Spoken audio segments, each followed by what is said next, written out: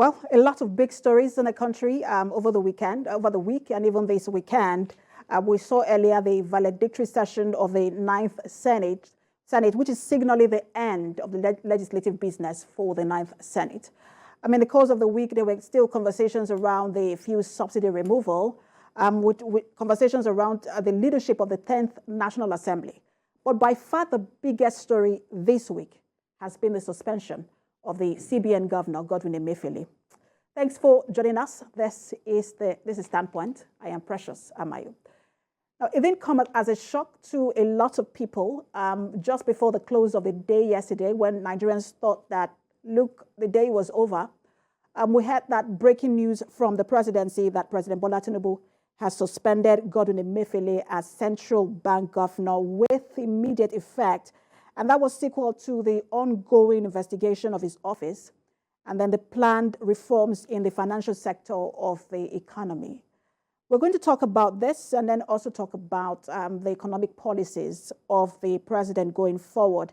And to help me have that conversation, we're joined in the studio by the former Director General of SCCI and now the CEO of Center for Promotion of Private Enterprise, CCPE, Muda Yusuf. Good to have you join us.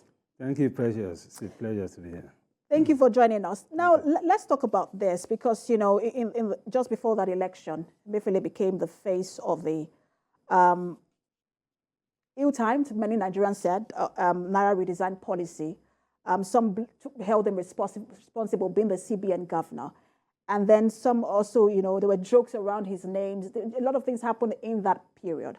But now that he has been suspended, how are economic stakeholders like yourself reacting to the suspension?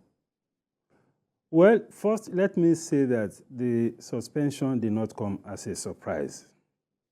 It was only going to be a matter of time.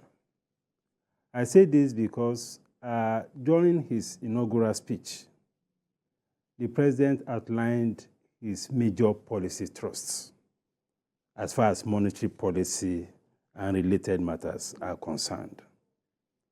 And he also said that there was going to be a thorough house cleaning of monetary policy, which by extension means house cleaning of also the institution that manages the monetary policy.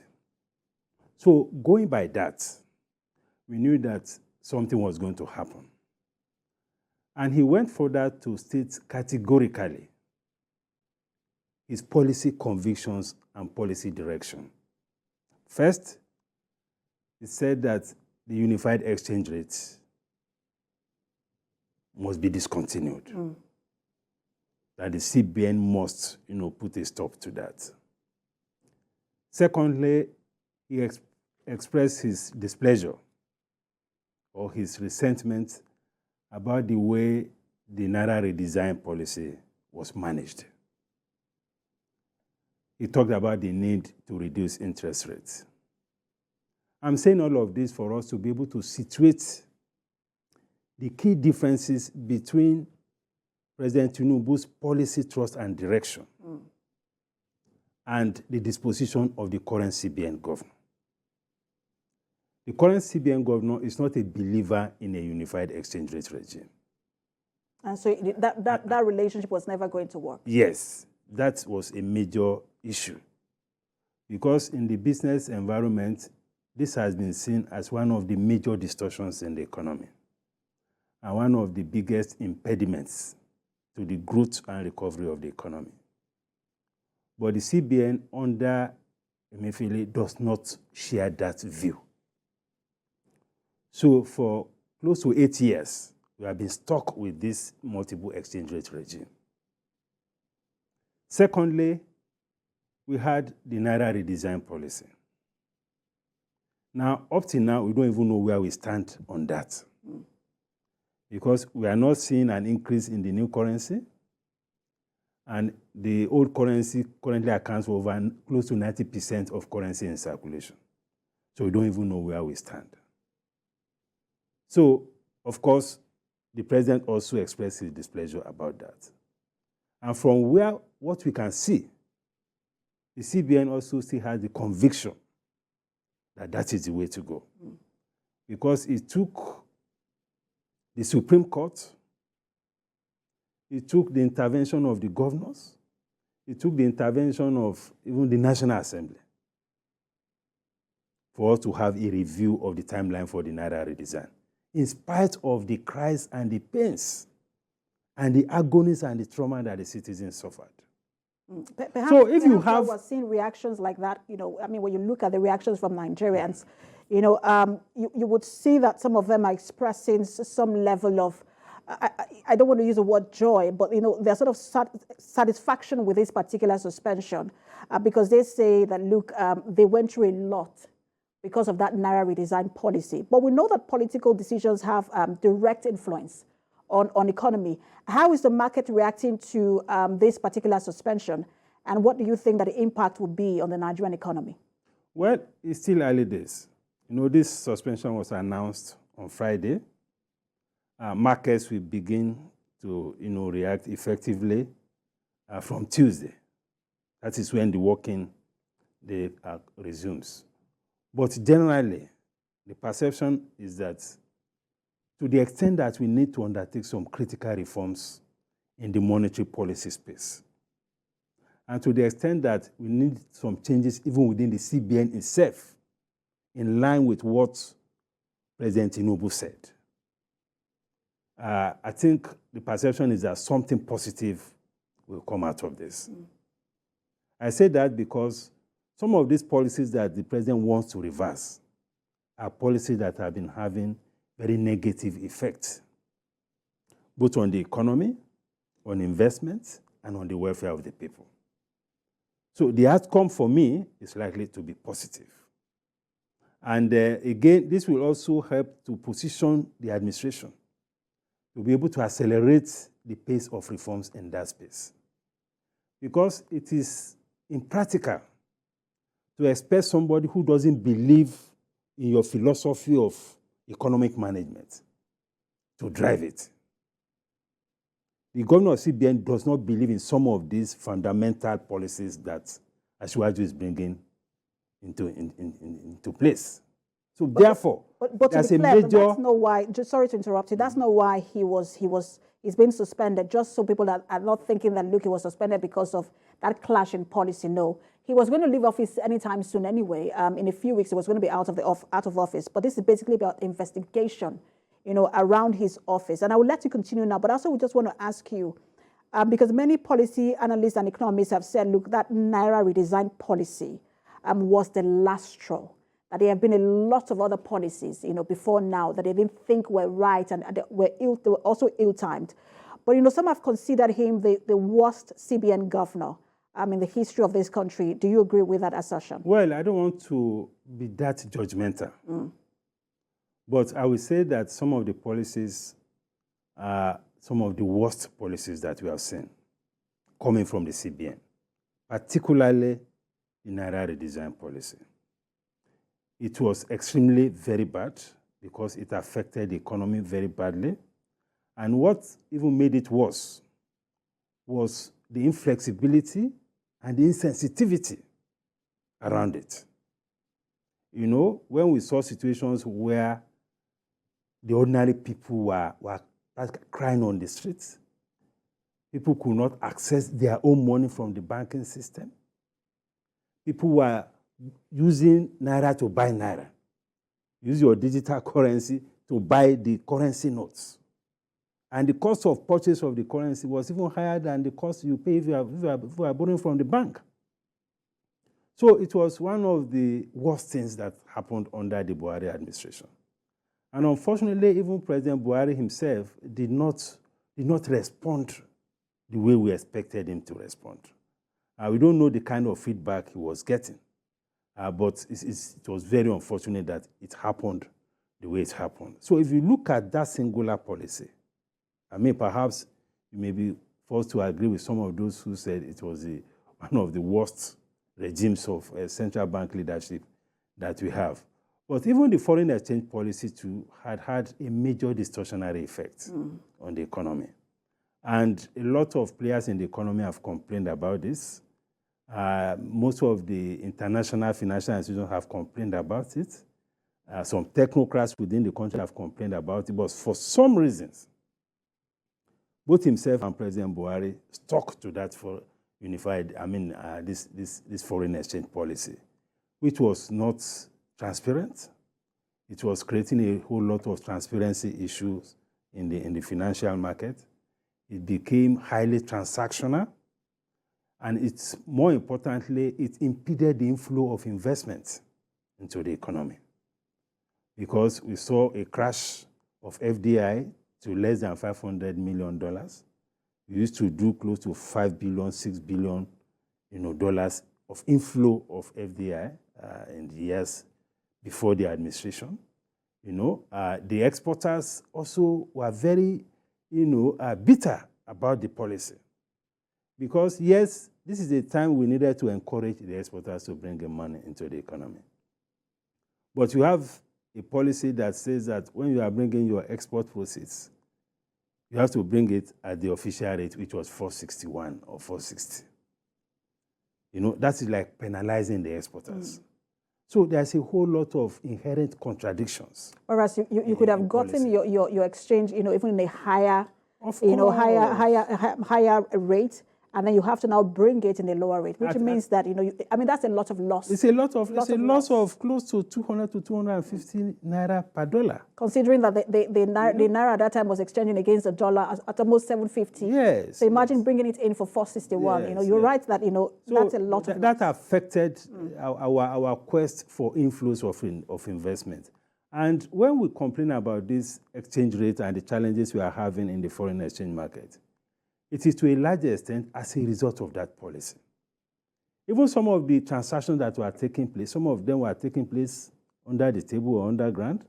Some of the foreign exchange transactions were taking place outside the country. There are some exporters that were shipping their produce to the neighboring countries to go and export, just because of this policy. And a lot of people have complained about it, but the CBN governor is not somebody that listens. And unfortunately, because that is my personal view, and his level of engagement with stakeholders is extremely very low and very weak. He doesn't come across as somebody who is inclusive in his approach to solving a problem. So that is why we find ourselves in this kind of situation. That inclusion, it's what I want to talk about, because you have talked about how himself and President Buhari stuck to that Naira redesign policy. And many are wondering why, whether he should solely take the fall for what appears to be a failed policy. Because some say, look, his role is to advise the president on financial matters, come up with financial policies, and also advise the president, on those policies. That there are people within the presidency who should have advised the president even better.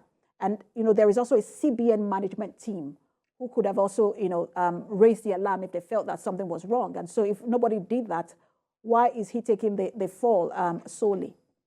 No, talking about the CBN management team, when you have an overbearing boss and that has so much powers, there is very little those of you that are subordinates can do.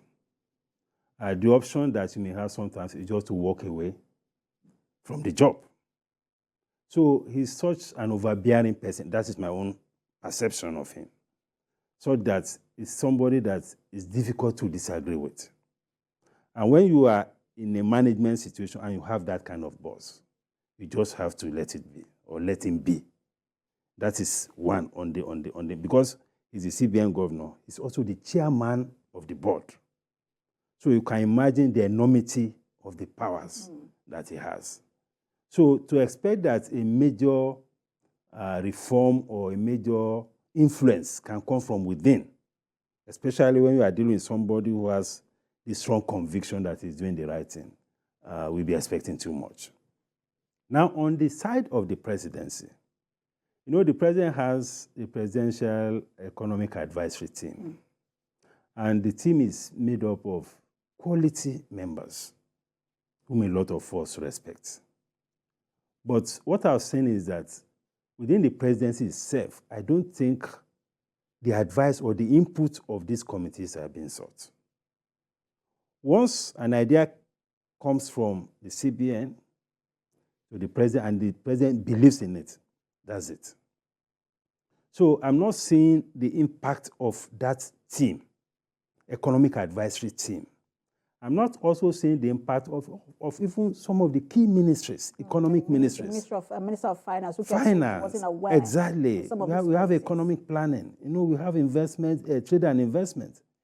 Ideally, the input of such people also ought to have been sought. That, okay, what is the wider implication of this policy?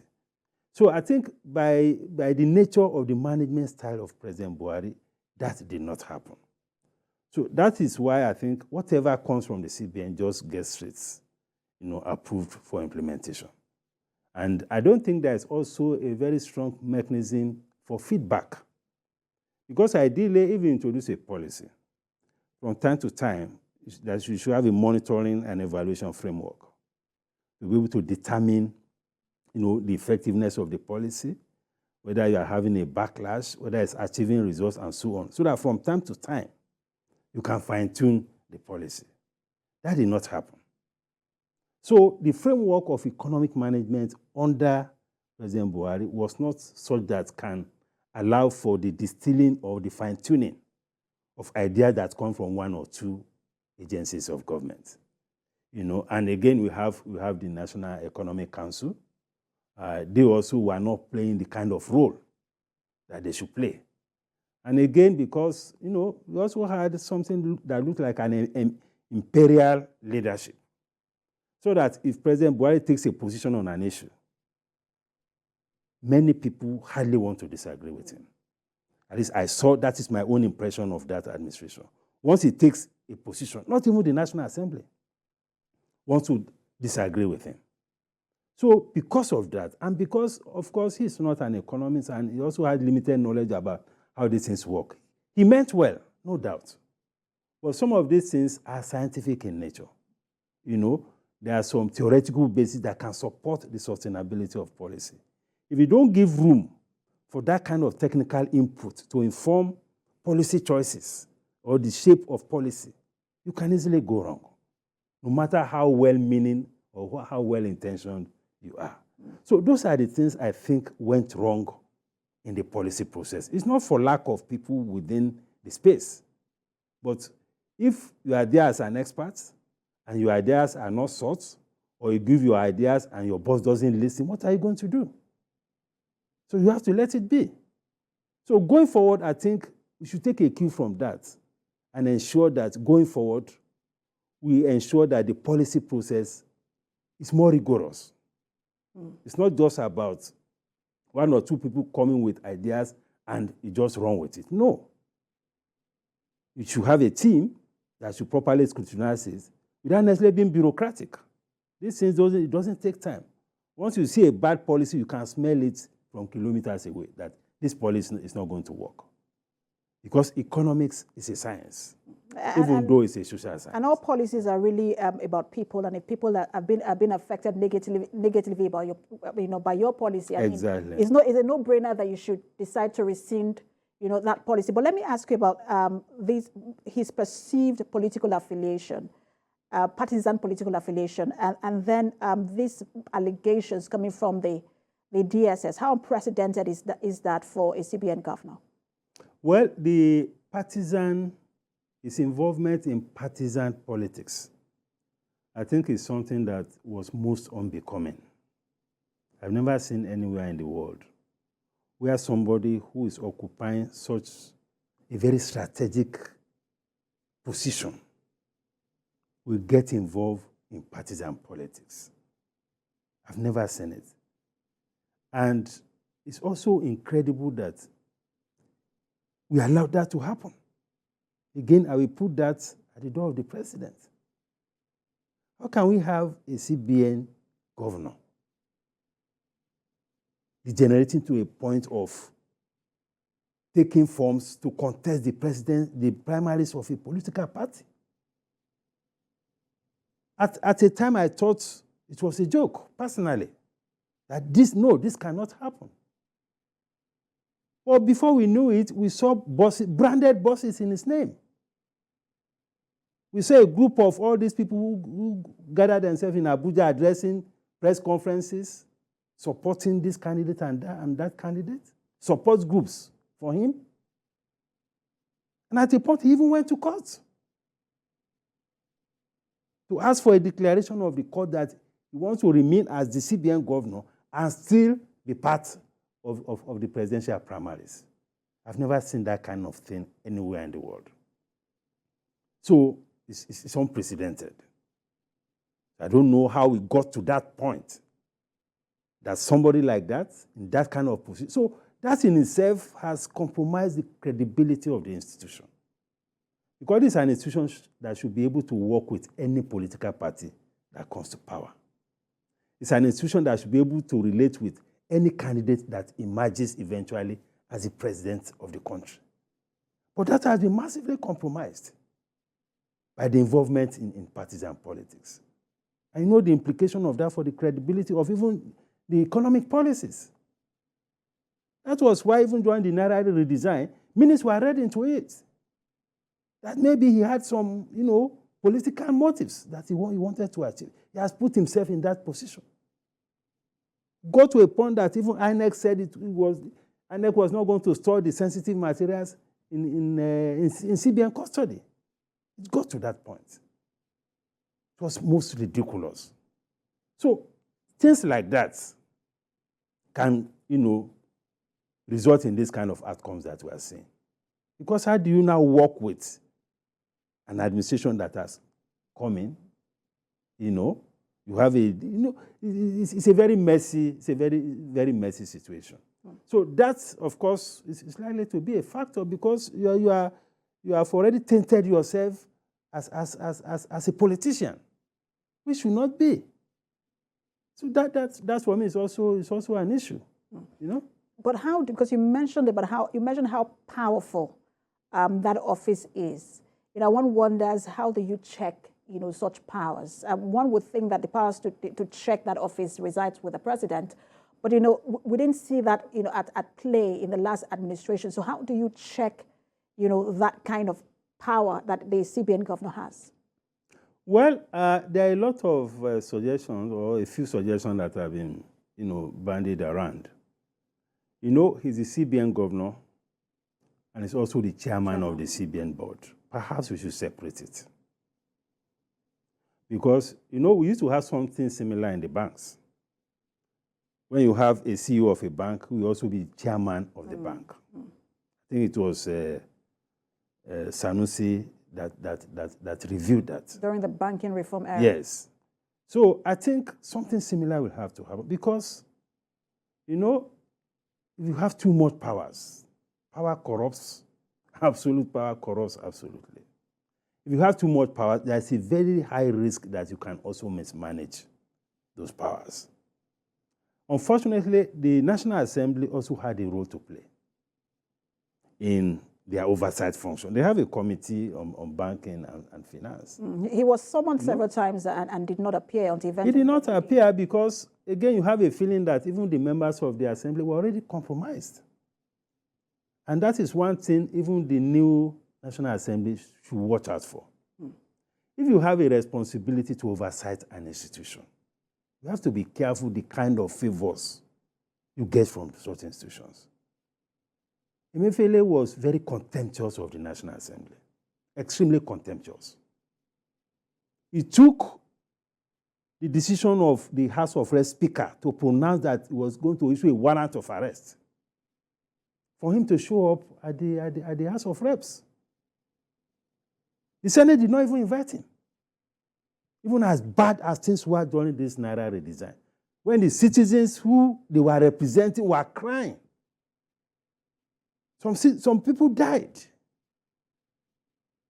I didn't see that kind of firmness of action on the part of the National Assembly. So when the National Assembly gets itself compromised, it weakens its own authority to be able to actually play its role as representatives of the people. So I will advise the incoming National Assembly, to be careful not to get themselves compromised over any committee that they have the responsibility for oversight. So that when it comes to the time for you to put your foot down and correct certain things, you have the moral authority to be able to do that. But at that time, it was clear that the moral authority was not there. So, National Assembly has a role to play to check any excesses of any agency of government. That is why they are there. But the structure of the CBN too, I think, needs to be reviewed. So I would just put you on hold because, I mean, this conversation is way bigger than the CBN governor himself. We're going to take a break. When we return, I want us to examine the economic policies of the president. And that's when we return. Thank you so much for staying with us, Mr. Muda Yusuf. We'll take a break now. When Standpoint returns, we'll broaden the conversation and look at the economic policies of the president. Stay with us.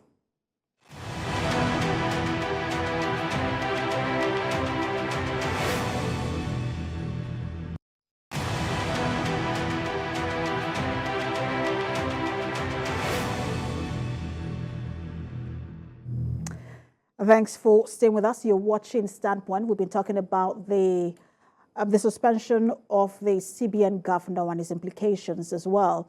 We've been speaking with the CEO, CCPE, Mr. Muda Yusuf. But now we're going to just broaden that conversation to look at the economic direction of the president. And let me ask you, because we've seen the president make a lot of decisions around the economy recently, and this suspension is one of them. But let's look at his approach to the economy. How would you assess it so far? Well, so far, so good. Because what we expected from him are things that relate to some very critical reforms of the economy.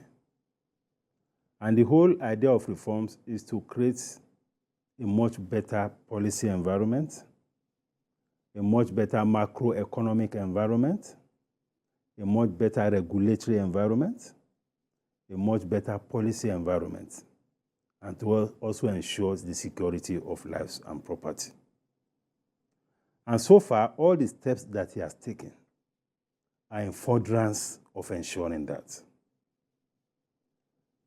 Now, we know that two major subsidies have been a very big problem for this economy: the fuel subsidy and the foreign exchange subsidy. That was why he was very categorical from day one that the fuel subsidy has to go. It was his determination to emphasize it that made him to say that subsidy is gone. And that phrase took a different turn in terms of the impact on the whole process.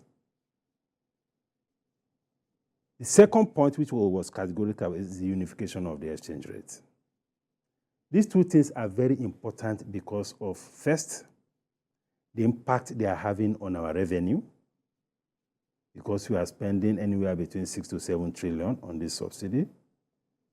More importantly, the impact it's having on investment in our oil and gas sector. One of the biggest, richest endowments we have in terms of natural resources is oil and gas. But we have a policy regime that is making it difficult for investors to invest in that space. That is why for close to, how many years now? We have been in oil business for close to 60 years. There is no single tangible, sizable private investment in refineries, apart from the Dangote that came up just recently. And all of this was because of the policy environment. Because we had a policy structure that made it possible only for the government institutions to be playing there, which was why we have only government refineries. And you know the nature of government. Government is not cut out to be managing such an enterprise. It's not for lack of quality people, but the process and the structure will not allow you to achieve results.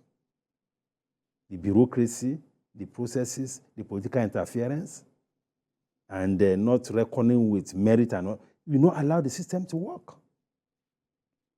So that is why it is very important. So with this, we are going to unlock a whole lot of opportunities for investment in the oil and gas sector. In addition to that, we are going to save a lot in terms of foreign exchange.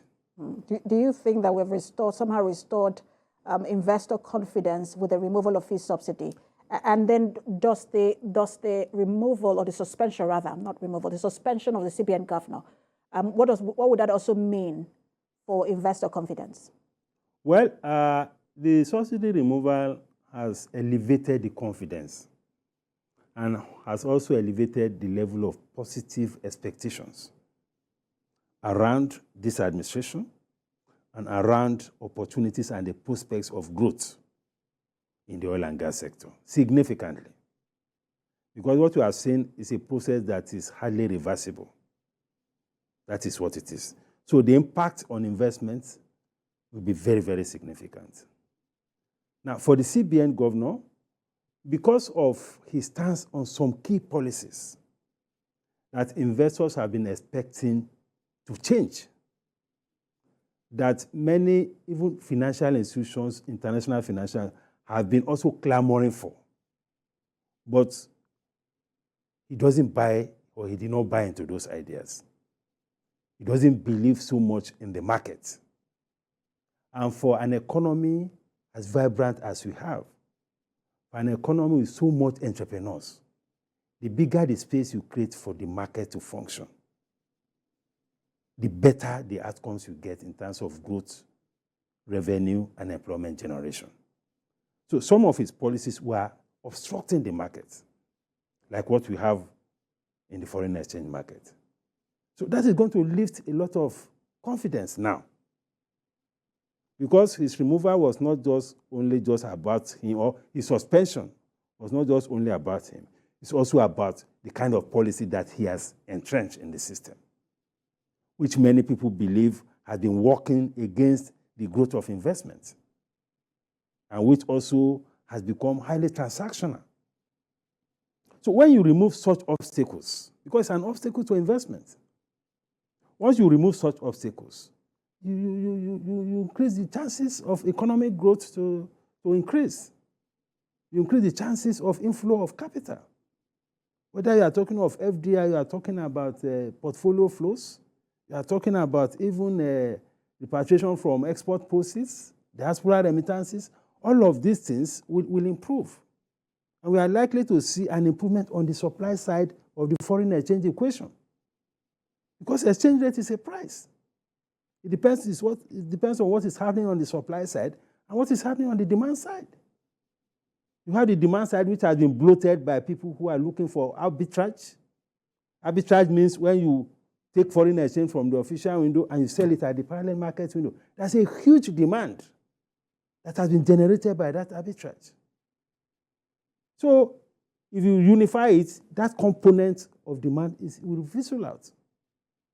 Then the obstruction that is being created on the supply side will also be removed, so that you have a situation where you have an improvement on the supply side. And we expect that gradually the exchange rates will continue to come down. And the intervention framework should not be that the central bank will go and be fixing rates in the I&E window. It doesn't work that way. The CBN can intervene depending on its capacity to put supply of foreign exchange in the market, so that you have a foreign exchange market that is more liquid. I mean, look at what is happening to the foreign airlines. Is it not an embarrassment globally to us that Nigeria has the highest amount of airline funds that have been stuck in the country? But let me ask you about what interventionist measures you think that we should put in place, because some people are worried about whether this fuel subsidy removal will lead to inflation, will worsen inflation and economic instability. But what sort of interventionist measures should we put in place if we are to avoid that? Well, some measures have been discussed already. The president has talked about need to review wages, which is very important, because the wages are... All right, so let me put you on hold, Mr. Muda Yusuf. We have breaking news just in. We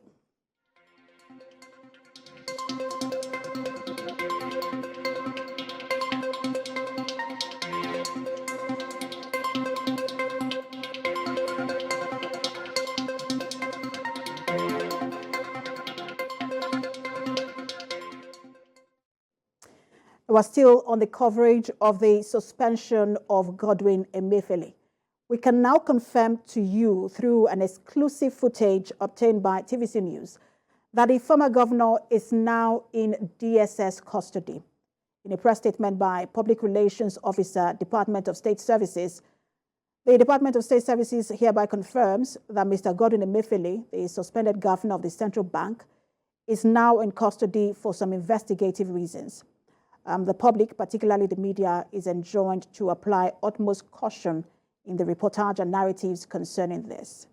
Details are sketchy, but what we can confirm is that the CBN Governor is now in DSS custody, and we're confirming that through an exclusive footage obtained by TVC News.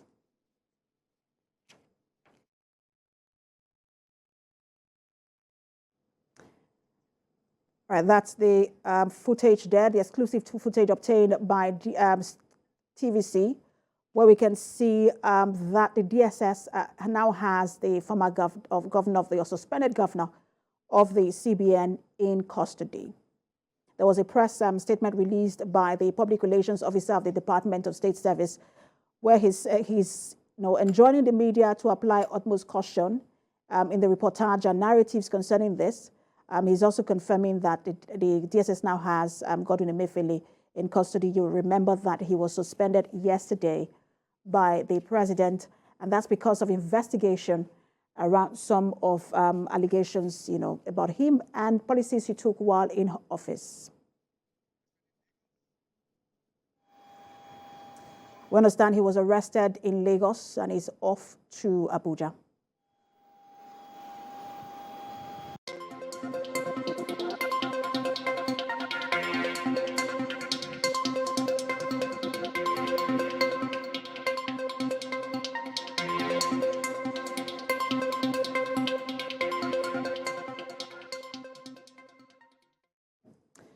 All right, we will bring you details of that particular story as we have them. But I just want to ask you, you saw that footage.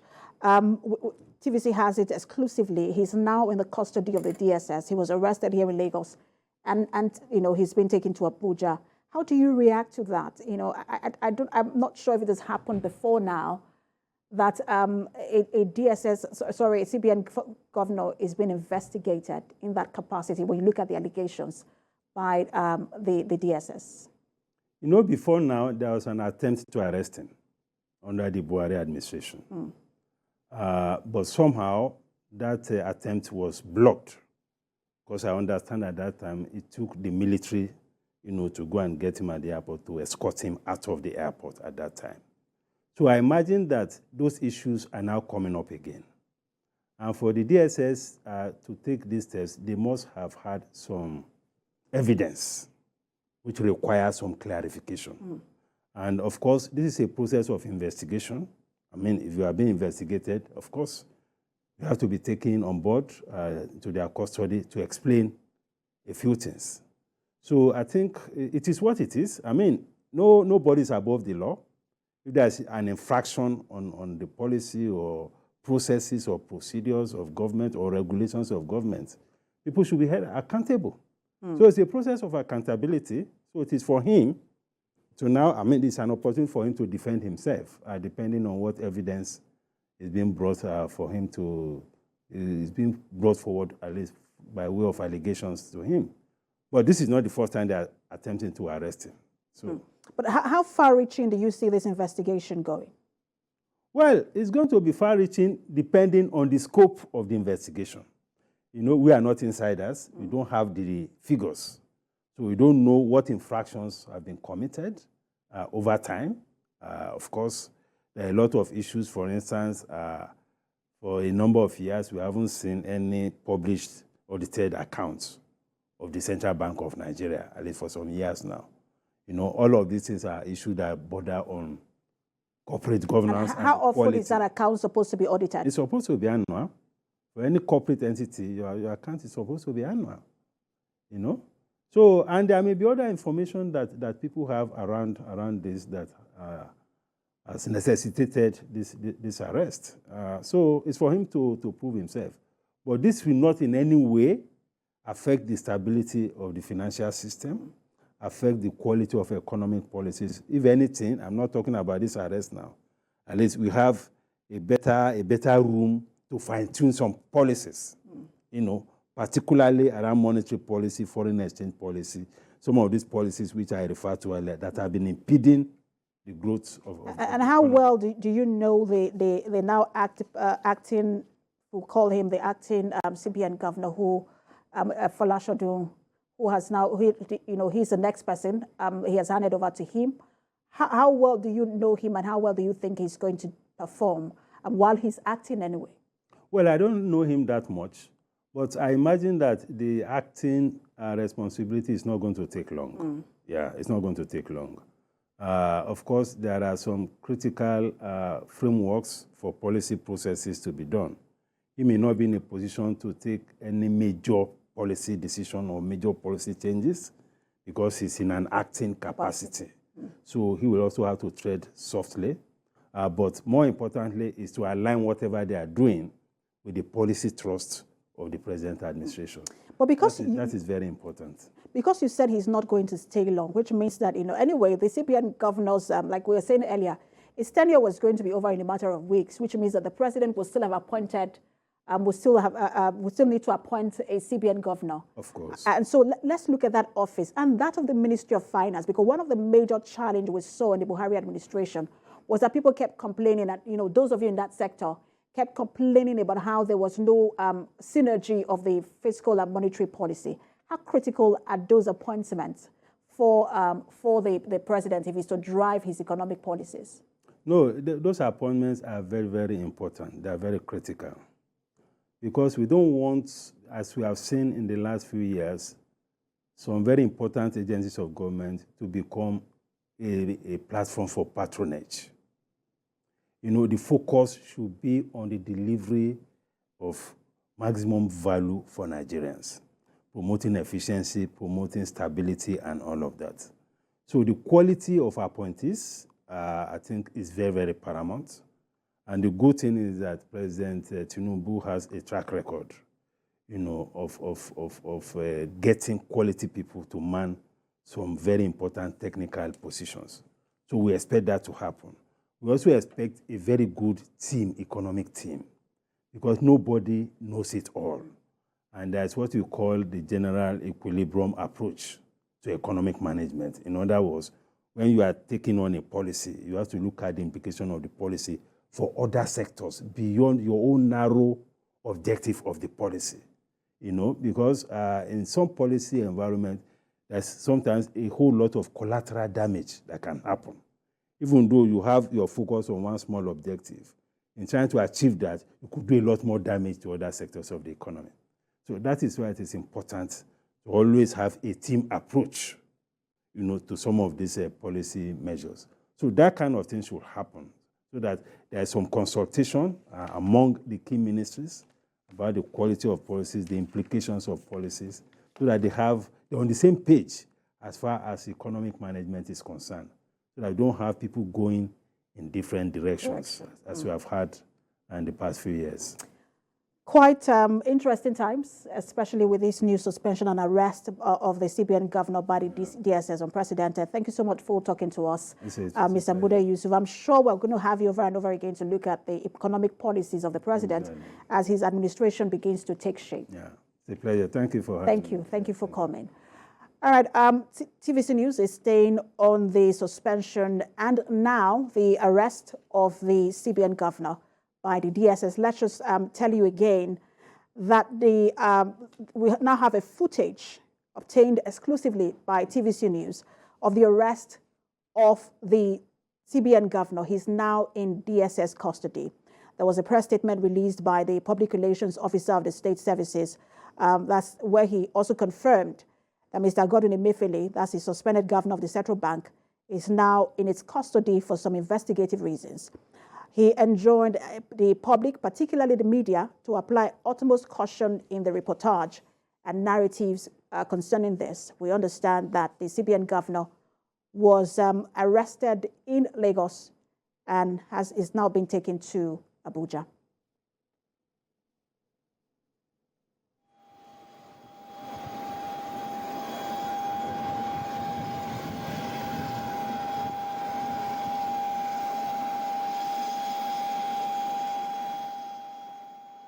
Precious Amayo. Thanks for watching.